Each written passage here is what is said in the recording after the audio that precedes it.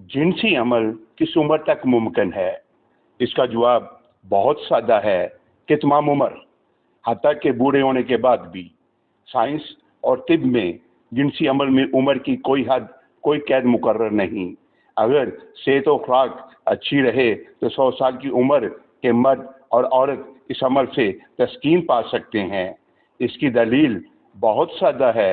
जब अच्छी सेहत का हामिल बंदा या बंदी 70-80 साल की उम्र तक खा सकता है, पी सकता है, चल फिर सकता है, देख सकता है, उसका दिल मरते दम तक मुसलसल एक ही रफ्तार से धड़क सकता है, तो सिर्फ जिनसी अज़ा ही काम क्यों छोड़ेंगे? आखिर जिनसी अज़ा पर कौन सी मुसीबत नाज़िल हो गई कि वक्त से पहले ही मर खप जाएंगे? मगर सवाल ये है कि ऐसा होता क्यों है? लोग क्यों अल्लाह ताला की इस नेमत से महरूम हो जाते हैं? इसका जवाब बहुत ही तफसील तलब है। जिनसी ताकत और दुरानी का दारोमदार बहुत ज़्यादा अवामल पर मुनसर होता है, जिसमें सबसे बड़ा और अहम तरीन किरदार अच्छी सेहत का है, और दूसरा नंबर है नफ्सियाती तौर पर आप इस अमल के बारे में क्या राय रखते हैं?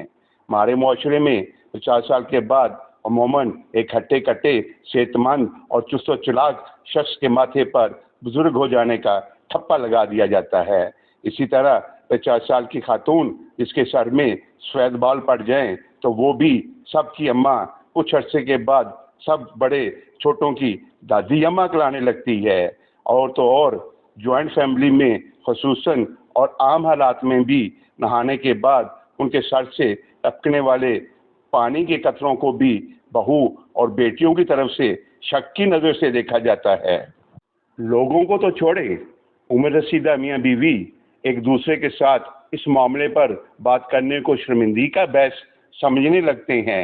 इस उम्र की खातून का फितरती झझक की वजह से जिनसी अमल करने की फरमाइश का तो सवाल ही पैदा नहीं होता। मर्द भी अगर अपनी शरीक याद से ये ऐन शरी और जायज़ फरमाइश कर दे तो उसे मुस्बत रिस्पांस मिलने की बजाय ये कहकर अमलन धुतकार दिया जाता है कि अजी छोड़िए, अब इस उम्र में भला आपको जेब देती है। इस तरह की बातें, इस तरह के रवैयों के बाद अच्छा भला सेहतमंद इंसान भी खुद को मुजरम समझने लगता है कि हाय कि मैंने ये क्या कह दिया। और इस सारे किस्से का नुकसान नाकाबिले तलाफ़ी है।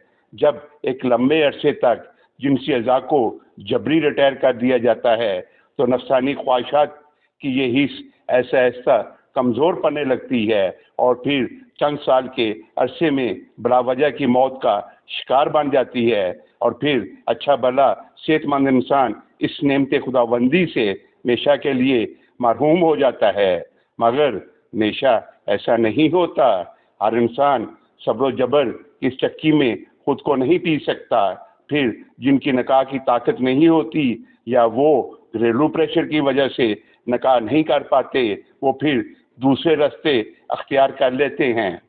बड़ी उम्र के बावजूद इंसानी जिबिलत और फितरती तकाज़ों और ख्वाहिशात की तस्कीन के लिए आर्जी सहारे तलाश किए जाते हैं।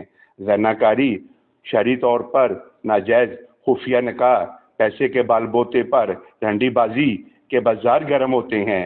अब तो हालात भी इस तरह की सरगर्मियों के लिए मुआफ़क़ है। फिर शुगर डैडी की इस्लाहात वजूद में आती हैं। फितरती तकाज़ों को पूरा करने के लिए फिर भी रास्ते बन जाते हैं और घर वाले और माशरा दिल ही दिल में सब जानते बूझते हुए भी आंखें मूंद लेता है। बाद में हराम बर्दाश्त हो जाता है। तो पहले हलाल क्यों नहीं? क्यों इस तरह के फजूल रवैये अपनाए जाते हैं? क्यों एक जीते जागते अच्छे भले इंसान की जायज़ और हलाल फितरती ख्वाहिशात का गला गूंद दिया जाता है? अगर इस तरह की फजूल और गैर हकीकी रवैयों की ज़रूरत ही क्या है? अब माशरे के हर फर्द को इन हक़ैक़ पर गौर करने की ज़रूरत है। ये गलत रस्म और रवाज और बोगस ख्यालात हम इंसानों के तख्लीक करदा हैं, तो उन्हें ख़त्म भी हमने ही करना है। इसके लिए आसमानों से फरिश्तों ने नहीं आना। एहतराम आदमियत, मुस्बत सोच और हकीकत पसंदी से ही इस बड़ी और अहम माशरती जिम्मेदारी को मिलकर पूरा करने की ज़रूरत है। بات ہے نا غور کرنے والی؟ اسی کے ساتھ آپ سے اجازت چاہتا ہوں. اپنا خیال رکھیے گا اور اس ناچیز کو دعاؤں میں یاد رکھیے گا.